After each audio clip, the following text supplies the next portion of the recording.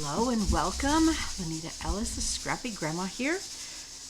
This is our Torah Portion Bible study playlist, and we're starting the cycle over. Bereshit, week 1. So exciting. So exciting for me to be able to be doing this study, starting this study off with others. Because last year when I started it all by myself. So I'm really excited to be starting this off with others so we can share and learn from one another like we've been doing in our Discord women's Bible study group. So it's exciting. The readings for today from the Torah is Genesis 1:1 through 6:8. And then from the prophets, Isaiah 42:5 and 43 to 43:10. And the Gospels is John 1:1 through 17. So, wanted to read a little bit out of A Year Through Torah, a week-by-week journey for Christians. It's a commentary book. Kind of just helps set the stage and explains what's going on, especially since we come from a modern day mindset that this is all new and different. This kind of helps set the stage and paint a picture what we're going to be reading. So some of the interesting things, there's a lot because this is there's 6 chapters that we're going through, so there's a lot with this Torah portion. But some of the cool things, let's see. So the very first parashah of the weekly Torah reading schedule, the very first one, most appropriately named Bereshit, meaning in the beginning. The portion opens with a statement about the creative activity of Elohim. In the beginning, Elohim created the heavens and the earth. Genesis 1:1. So the scripture begins not from a first-person perspective of some man's understanding of Elohim, but from an omniscient third-person perspective, a voice that reveals the glorious power that created the entire cosmos by means of his word. And we all know that Yeshua, Jesus, is the Word made flesh. He is the living Word. Further indicated by the use of the plural form of the name Elohim, which the singular, with the singular verb, he created. So indeed, later in this parsha, we will read a direct quotation from this Elohim that uses plural personal pronouns. Let us make man in our image and in our likeness. Genesis 1:26. So after this breathtaking opening line, shrouded as it is in mystery, the Torah describes how Elohim created the universe out of nothingness over a 6-day period, culminating in the personal creation of a human being in the image of Elohim himself. The first day of creation is introduced with the vision of the earth as without form and void. The spirit of Elohim is seen hovering over the waters, and the Hebrew word actually translates to like a mother bird flapping her wings rapidly in that hovering. And then the first direct quotation of Elohim is given, let there be light, with the added commentary that Elohim then saw that the light was good and separated it from the darkness. The divine narrator then adds that Elohim called the light day and the darkness night. And so ends the first day.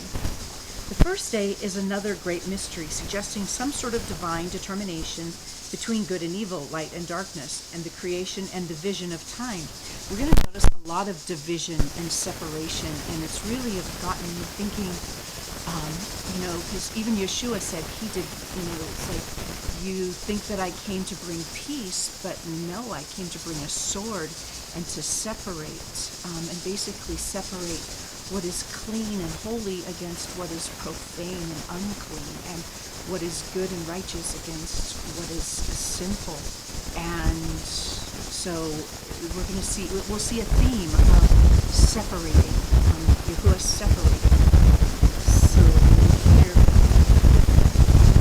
the divine narrative then adds that Elohim called the light, Oh, sorry. Oops. Oh, my pencil. There we go. The first day is another great mystery, suggesting some sort of divine determination between, here's the separation, good and evil, light and darkness, creation, and the division of time on the fourth day. And then the phrase, and there was evening and there was morning the first day. Oh, there's the separation of time. Evening and morning the first day is also the basis for reckoning the start of the Jewish day at sundown rather than at sunrise. That's why we celebrate Sabbath from Friday sundown to Saturday sundown, from evening to morning, and from evening to evening. So on the second day, Elohim formed the canopy above the earth, dividing the upper waters from the lower waters. And I just learned, this is really kind of cool. The upper waters in Hebrew is called Mayim, and that just means earthly waters. And then the upper waters were Shamayim, which means fire water, or heaven. It's the heavenly waters from the earthly waters. So he separated the heavenly waters from the earthly waters. And fire and water, those are the two things used to purify. You either can purify with water or you can purify with fire. And so Shamayim means fire water. Interesting. So the upper waters. Okay. Dividing the upper waters from the lower waters, Elohim called the physical canopy heaven. And on the third day, he set the boundaries of land, the seas, and called forth trees and seed-bearing vegetations from the earth. On the fourth day, he fixed the position of the sun and the moon and the stars to establish the times and the seasons, and to be illuminators of the earth. Fish, birds, and reptiles are created on the fifth day. They are recipients of the first personal blessing from Elohim. And on the sixth day, Elohim created land animals, and finally, the human being. And finally, the human being from earth. Created as already mentioned above, Elohim ceased work on the seventh day and sanctified the day of rest, from which the word Shabbat is derived. This ends the primary account of creation from Genesis 1:1 through 2:3. And beginning in Genesis 2:4, the divine narrator gives us a closer look at the creation of Adam and Elohim as further revealed by means of personal name Yehovah, or Yahuwah, or it's Yod He Vav He. Those are the four consonants that make up his name.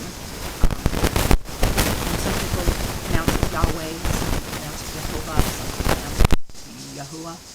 I tend to pronounce it Yahuwah or Yod He Vav He. So the sacred name of Yahuwah, i.e. the Lord, which is a title. Both, well, actually this says the sacred name of God, i.e. the Lord. Both God and Lord are titles. And when King James did the King James translation, he took out Yahuwah's name, the Yod He Vav He, and replaced it with Lord and God throughout. And it may have even been before the King James translation, but I know the King James translation is where because you think about it, it's England and lords and stuff. But anyway, so Lord and God are actually titles. His name is Yod He Vav He, Yahuwah, Yehovah, Yahweh, whichever he shares with you that he likes you to call him. So it's generally thought that Elohim is the name given as the creator. Elohim means God. So Elohim, the name given of the creator of the universe, implying power and justice, whereas Yod He Vav He, Yahuwah, expresses the idea of God's closeness to humans. For example, it is Yod He Vav He, Yahuwah, who breathed into Adam's nostrils the breath of life to become a living soul, and formed him from the dust of the earth, and then placed him in the Garden of Eden, the original paradise. So in the garden was the tree of life, as well as the tree of knowledge of good and evil, and Adam's first responsibility before Yahuwah was to work and guard the garden. So that's his job. Work the garden, guard the garden, and to refrain from eating from the tree of knowledge of good and evil. Those are the only rules. Originally, Adam was created as a single person, but Yahuwah decided that it was not good for him to be alone, and therefore paraded all the land animals before him to see what he would name them. After experiencing all of the various animals of the earth, Yahuwah put Adam into a deep sleep and formed a woman from his side so that she would be a helper in front of him. In the Hebrew, I can't pronounce it, but she would be, and it has, but the translation is a helper in front of him. Upon awakening, a happy Adam called her Isha, and they were made one flesh through the very first marriage ceremony on earth. After this, the serpent is introduced as the shrewdest of animals, and obviously animals could talk back then. That Yahuwah, he's the shrewdest of animals that Yahuwah created on the earth. His first recorded words were a hissing question directed to the woman. Did God really say that you should not eat from any tree of the garden?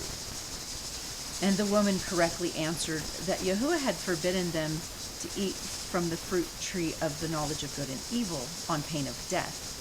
But the serpent lied to her about the deadly consequences and implied that Yahuwah was withholding special insight from them that would enable them to be as gods themselves. Then the woman began her fatal plunge into evil as she first believed the lie in her mind. Then she looked at the fruit, saw that it was good, her sight. Then she took from the tree, an action, and finally ate from the tree in direct violation of Yahuwah's command, sin. Adam, who was with her at the time, also knowingly ate of the fruit offered to him by his wife. The act of treason against the will of Yahuwah is sometimes called the fall of man, and his erroneous consequences, resulting in the immediate banishment from the garden, the curse of Yahuwah upon mankind, and the ultimate judgment of death. In pronouncing judgment upon the serpent, however, Yahuwah prophesied that the cosmic struggle for fate of humanity would ensue. Through his machinations, Satan, represented by the serpent, had arrogated a legal and forensic right to humanity, who were now under a divine curse. However, Yahuwah promised to rescind the curse by means of the seed, the Mashiach, the Messiah, Jesus, Yeshua. He would crush the head of the serpent and restore mankind to blessed paradise. The entire redemptive story of the scriptures is about this cosmic conflict to deliver humanity from the curse by means of the seed of woman who would come. The parashah then describes some of the dire consequences of the fall of man, as Adam and Eve are banished from the garden and the first family of the earth is shown to be extremely dysfunctional. In a fit of jealous rage, Adam and Eve's firstborn son, Cain, murdered his younger brother, Abel, and then is divinely banished from the family. The narrative goes on to describe some of the wretched offspring in the line of Cain, but then turns its focus onto Seth, which means in Hebrew compensation. The third son of Adam and Eve, whose descendants began to call on the name of Yahuwah, Enosh, he had a son named Enosh, a clear picture of the coming Son of Man, Daniel 7:13. The parashah next traces the genealogy of Seth, whose 10th generation descendant, Noah, is described as the only righteous man on the entire earth. The portion ends with the verdict that Yahuwah would destroy mankind from the face of the earth. However, Noah found favor with Yahuwah. And it has a genealogy here, which is interesting. It's Yahuwah, and then Adam and Eve, and then Cain, and under Cain, it says Nephilim. Under Abel, there's nothing, of course, because he died before having children. And then Seth, we've got Enosh, Canaan, Mahalalel, Jared, Enoch, Methuselah, Lamech, and then Noah. And when they say that Noah was the only righteous man, it's said that he was the only one that this line of Seth's line was the only one of untainted DNA seed, because the Watchers, and that'll be in chapter 6, the Watchers come down and have relations with the women of men, so the angels come down and then create hybrids, essentially, the Nephilim, the giants, and those are hybrids. They're not, and then this is it'll all tie together with the seed of man, that Yahuwah created Adam, and through Adam and Eve, Seth's seed maintains its pure DNA, does not mix with the angels and the fallen angels to create the Nephilim, the hybrids, which essentially are not creations of Yahuwah. They are a hybrid. They're a tainted creation. But we'll also see, as we start as the creation, that it's very important that Yahuwah, the seed of the trees and the fruits and everything that has a seed. And I really learned the importance going through the Torah portions this just a couple weeks ago, about the importance of not mixing seed, not making hybrids. And how many hybrid plants do we put in our garden, and clones and things like that. But it was very important to Yahuwah that it had plants with seeds of its kind, and to continue to recreate and create, and something that still was from Yahuwah, not so it's just beautiful how it all, even matters today in our world. So now I'm on search, and I actually found a farm that has all heirloom, no hybrid plants and stuff, and I'm hoping they have seeds. So let's begin. Father Yahuwah, thank you so much for this opportunity. Thank you for giving us your word and giving us your spirit to help us to dive in and understand your word. Give us eyes to see and ears to hear.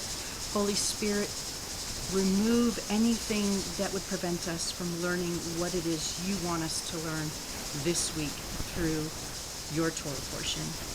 In Yeshua's mighty name, amen. All right, so Genesis 1:1, Bereshit, in the beginning. And another thing to take note of is, anytime if you have a Bible app, you can look up of where all through the scripture is in the beginning. And it all ties right back to day one, in the beginning. So in the beginning, Elohim created the heavens, plural, and the earth. And the earth came to be formless and empty, and darkness was on the face of the deep. And the spirit of Elohim was moving on the face of the waters. And Elohim said, "Let light come to be." And light came to be. And Elohim saw the light, that it was good. And Elohim separated the light. Here we go. Separated. And take note of how many times he separates things through this portion. Every portion, it's going to be something I'm going to be looking for. So he separated the light from the darkness, good from evil. So, and Elohim called the light day, and the darkness he called night. And there came to be evening, and there came to be morning, one day. So he separated it, but it's still contained in one day. And Elohim called the light day, and the darkness he called night. There came to be evening, and one day. Then Elohim said, "Let an expanse come to be in the midst of the waters, and let it separate the waters from the waters." Here's what I'm talking about is Mayim and Shamayim. Mayim and Shamayim, the waters from the waters. In Hebrew translation, those two waters are the two different words, Mayim and Shamayim. So, the heavenly waters from the earthly waters. And let's separate the waters from the waters. And Elohim made the expanse, separated the waters which were under the expanse, the earthly waters, and the ones that are above, the heavenly waters. And which were above the expanse, and it came to be so. And Elohim called the expanse heavens, and there came to be evening, and there came to be morning, the second day. So he separated the waters.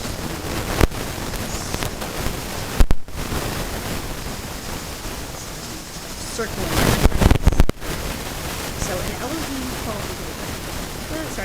Elohim called the dry land earth, and Elohim said, let the waters under the heavens be gathered together into one place, and let the dry land appear. And it came to be so. Elohim called the dry land earth, and the collections of waters he called seas. And Elohim saw that it was good.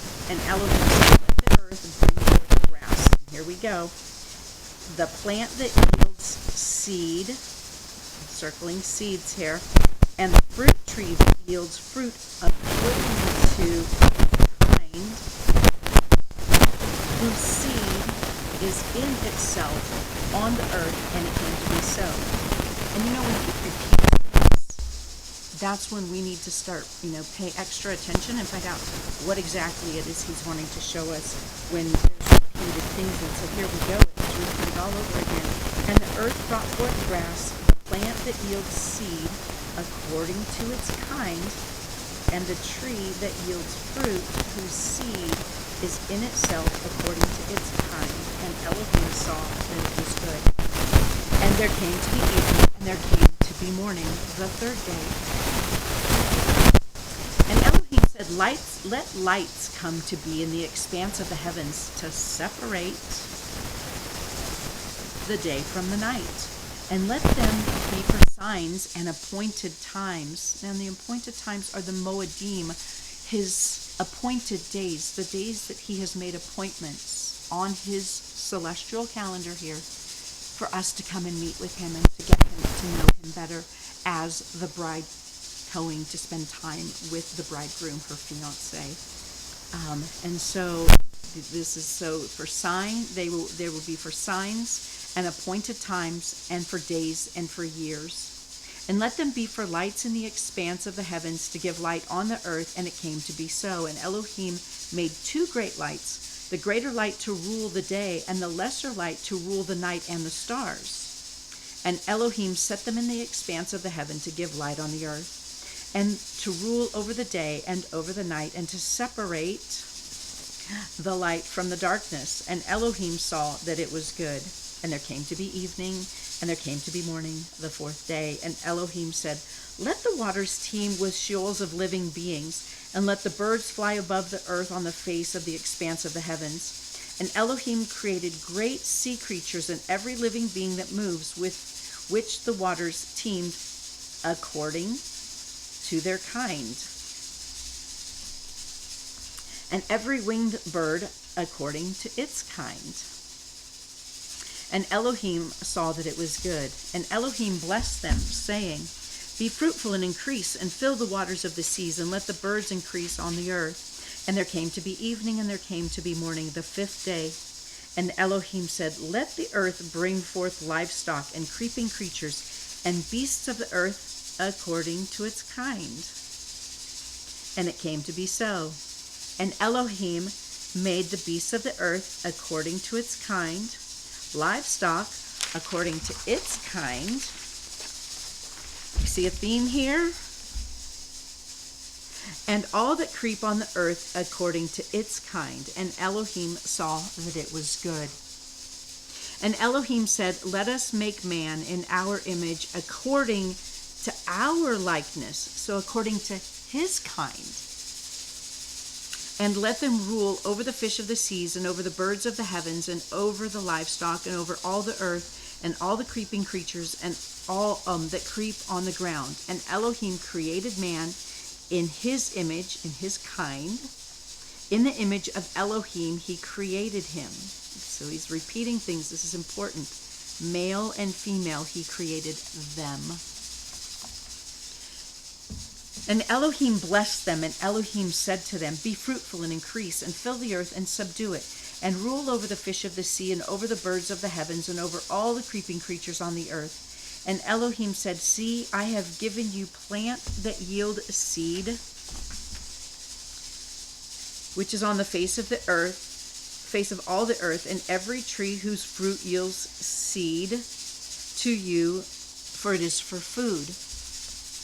And to every beast of the earth, and to every bird of the heaven, and to every creeping creature on the earth in which there is a living being, every green plant is for food. So originally, before the fall, it says, and then it came to be so. So before the fall, everything was it was an herbivore.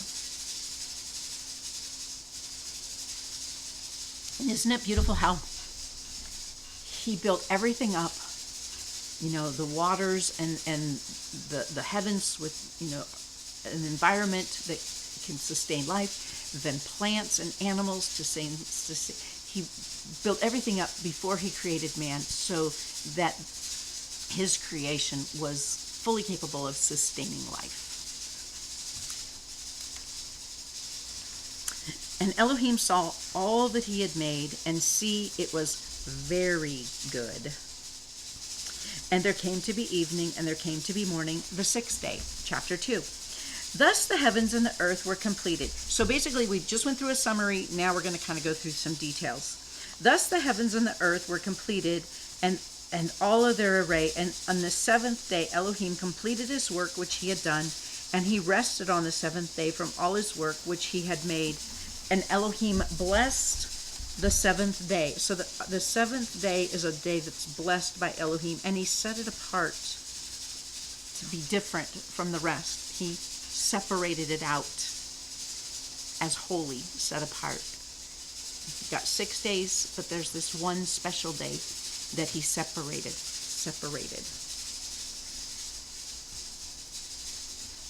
it out. And because on it he rested from all his work which Elohim in creating had made.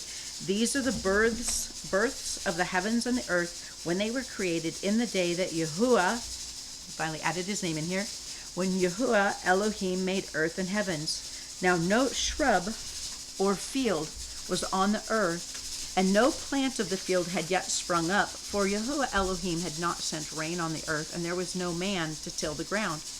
But a mist went up from the earth and watered the entire surface of the ground. And Yahuwah Elohim formed a man out of dust from the ground and breathed into his nostrils the breath of lives. My translation is a plural, L-I-V-E-S, lives. And the man became a living being. I'll put a question mark there. I want to go look it up later. And Yahuwah Elohim planted a garden in Eden to the east. I'm always like, to the east of what? To the east. To the east of what? And there he put the man who he had formed. And out of the ground Yahuwah Elohim made every tree grow that is pleasant to the sight and good for food, with the tree of life in the midst of the garden, and the tree of knowledge of good and evil.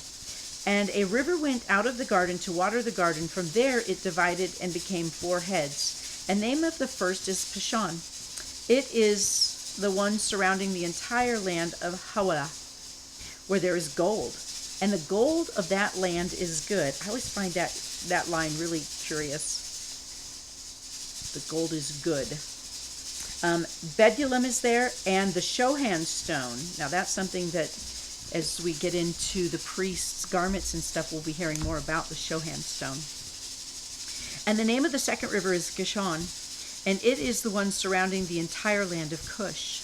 And the name of the third river is Hadakel, and it is the one which goes towards the east of Ashur. And the fourth river is the Euphrates. And Yahuwah Elohim took the man and put him in the Garden of Eden to work it and to guard it. So see, there's other places here, like Ashur. So the Garden of Eden, there's other places. So this is to the east. So, and Yahuwah commanded the man, saying, eat of every tree of the garden, but do not eat of the tree of knowledge of good and evil. For in the day that you eat of it, you shall certainly die. And Yahuwah Elohim said, it is not good for man to be alone, and I am going to make a helper for him as a counterpart.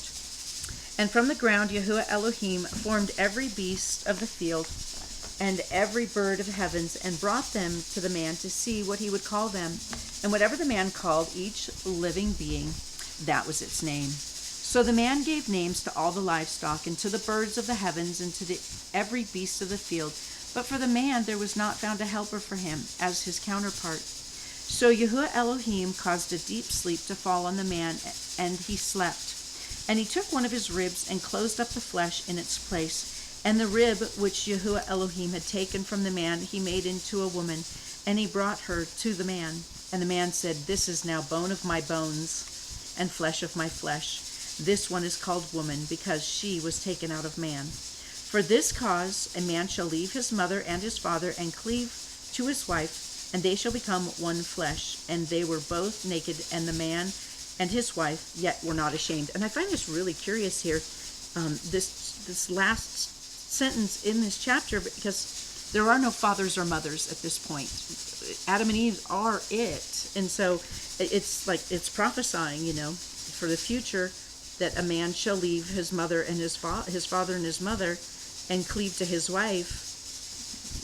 Adam didn't have a father or a mother to be able to cleave to his wife. Just found it curious that it stuck there. 3. And the Nahash, which is the serpent, is more crafty than all the lives in the field which Yahuwah Elohim had made. And he said to the woman, Is it true that Elohim has said, Do not eat of every tree of the garden? And the woman said to Nahash, We're to eat of the fruit of the trees of the garden, but of the fruit of the tree which is in the midst of the garden, Elohim has said, Do not eat it, nor touch it, lest you die. Now I find it really interesting that Yahuwah gave Adam the command not to eat of the tree of knowledge of good and evil before Eve was created, and how Eve took what Yahuwah had told Adam, and her perception is not even to touch the tree, where it didn't say that anywhere. But she was not given the direct commandment. Adam was, and then Adam had to give her, share that with her. And he should have been guarding the garden even with his wife. Elohim, but the fruit of the tree which is in the midst of the garden, Elohim has said, Do not eat it, nor touch it, lest you die. And the Nahash said to the woman, You shall certainly not die, for Elohim knows that in the day that you eat of it, your eyes shall be opened, and you shall be like Elohim, knowing good from evil. And the woman saw that the tree was good for food, and it was pleasant to the eyes, and a tree desirable to make one wise. And she took of its fruit and ate. And she also gave to her husband with her, so her husband was with her, and he ate. Then the eyes of both of them were opened, and they knew that they were naked, and they sewed fig leaves together and made loin coverings for themselves. And they heard the voice of Yahuwah Elohim walking about in the garden. I've always loved this, because this proves that in Eden, his original plan was for us to walk about with him in the garden and just share time together, intimacy. He created, the original creation was intimacy, and that he would spend time with us, and we would spend time with him walking in the garden. So they heard a voice of Yahuwah Elohim walking about in the garden towards the wind of the day, which that's interesting. And Adam and his wife hid themselves from the presence of Yahuwah Elohim among the trees of the garden. And Yahuwah Elohim called unto Adam and said, Where are you? And he said, I heard your voice in the garden, and I was afraid because I was naked, so I hid myself.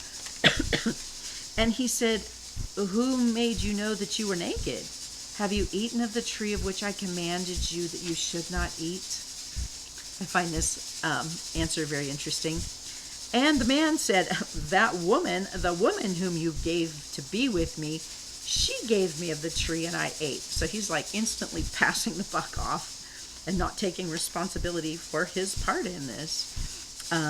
And Elohim said to the woman, What is this that you have done?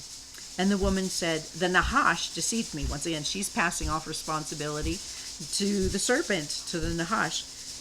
But she did take responsibility here, because she said, The Nahash deceived me and I ate.